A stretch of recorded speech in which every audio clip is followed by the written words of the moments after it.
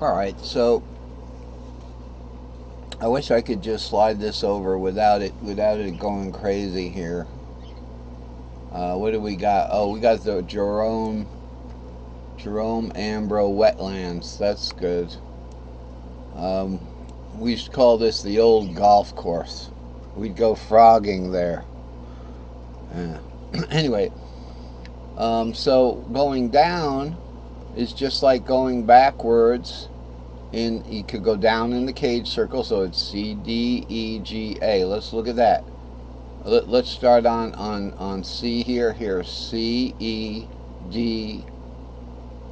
Okay, C, D, E, G, A. Now you're climbing down the ladder. C, D, E, G, A. And it would also help to perhaps play the string shapes backwards. So instead of playing like 3, 4, 5, if you were going down to the last step, it would be 5, 4, 3. Okay, like 5, 4, 3, 2, 1. Alright, so that's a little background. And again, what I want to show you about the string shapes, okay, here's something. It may not be the best diagram, but the string shapes are the bottom string in each cage. So the bottom string in the C cage right here, this is C, but it's also the fourth of it is an E-shaped fourth, and the fifth of it is a G-shaped fifth. But just look at the first letter of these tripentatonic labels here. We have the C shape. The bottom string is the string shape, so it's 3, 4, 5 for C shape. In the A box here, okay, remember the A box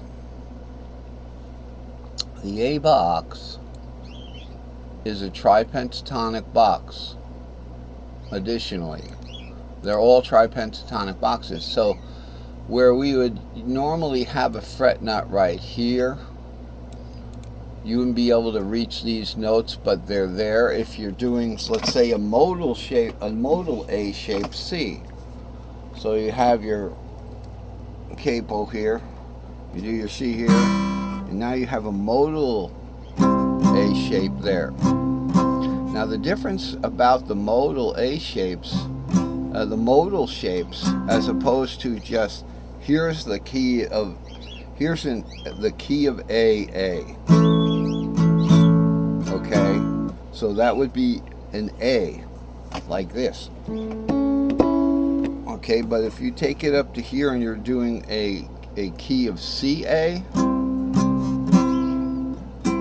sure, that's a C major, but it's not in the key of A, it's in the key of C.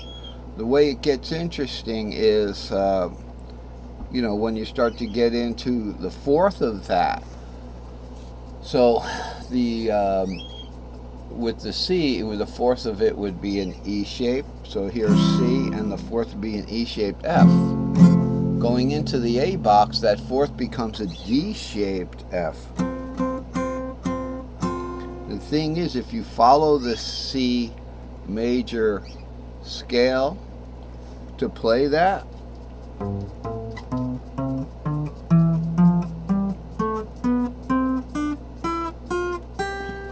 okay, watch this. Uh-oh, there's a D, there's a B natural. That's not our fourth in the key of F when you go. Okay, it's not doing that. It's not going like it's going.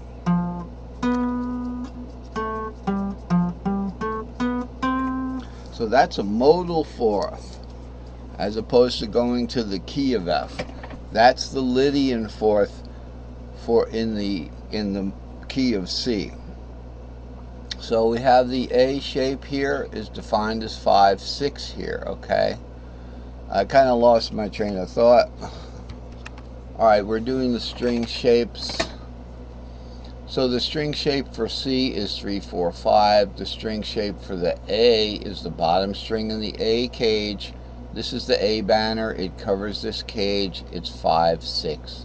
That's the A shape, string shape. And then we go to the G cage. Okay, this doesn't have the overlaps. I thought this diagram was going to have a problem, right? So the G cage is like over here. It's that actually it's fairly messed up. So let's look at a different diagram. Okay, so let's look at. Don't worry about what's down here. Okay, we're not looking at that right now. That's a tri-note keep fretboard, and I had to un-tri-note them to make them make more sense, and that's what today's lesson is about, is the debunking of the tri-note fretboards.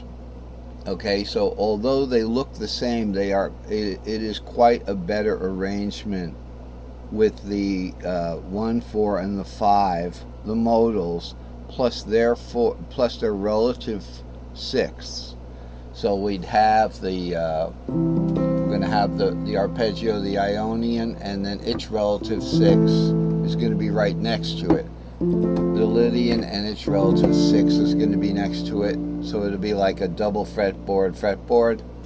And then the Mixolydian and its Phrygian is going to be right underneath it. So that's what we've got planned for today. So let's just finish up what the string shapes are.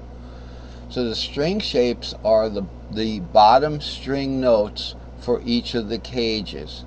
Okay, so here's the C cage. Bottom string notes 3, 4, 5. The string shape for C is 3, 4, 5. Here's the A cage. Bottom string for the A cage is 5/6. There's your A right there. Here's the G cage that we couldn't get before. Bottom string of the G cage is 6/7 root. The G is right there labeled. Okay, don't worry about this. The E cage, okay, is the next one. We're spelling cage, C-A-G-E-D. So we're on the E cage. Bottom string of the E cage is 7 root 2. So that's the string shape for the E string shape. And then we go to D, bottom string of the D cage. Here's your D cage. Okay, what do these notes, what do these mean? It means a D shaped D, second inversion, root 5 root 3, an E minor shaped Dorian, which would be 6 2 4, second inversion, 2 minor, a G minor shaped Phrygian 3 5 7 3. Okay, that's root 3 5 7, and the G major shaped half a step over, fourth 4 6 root, and A major shaped fifth 2 5 7. That's second inversion, and a C minor shaped sixth. Let's not mess this up. 3 6 root 3 6 root, right there. That's a fun one to play. Okay.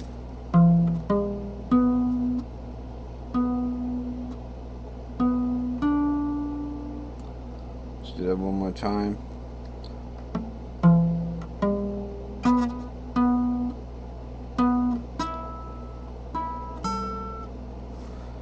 I'm going to play it a little lower. I'm going to play it up here. It usually works out a little better. So it's a C shape. I knew the C shape was going to give me trouble, but I'm on it. Believe me, I'm on these C shapes. And then there's our root E minor. Okay, so went into the next cage, but that's it. Of course, you know, we don't have to go to that root. That 6 can go to this root, and then up here 6 root 4 for that C minor shaped relative sixth minor, and the key is in the key of, I did it in G because I started on the E. That was my bad. I really should have played that. If it was going to be the key of C, I should have played it as the I think that's where we got in trouble. So it's just C minor shaped.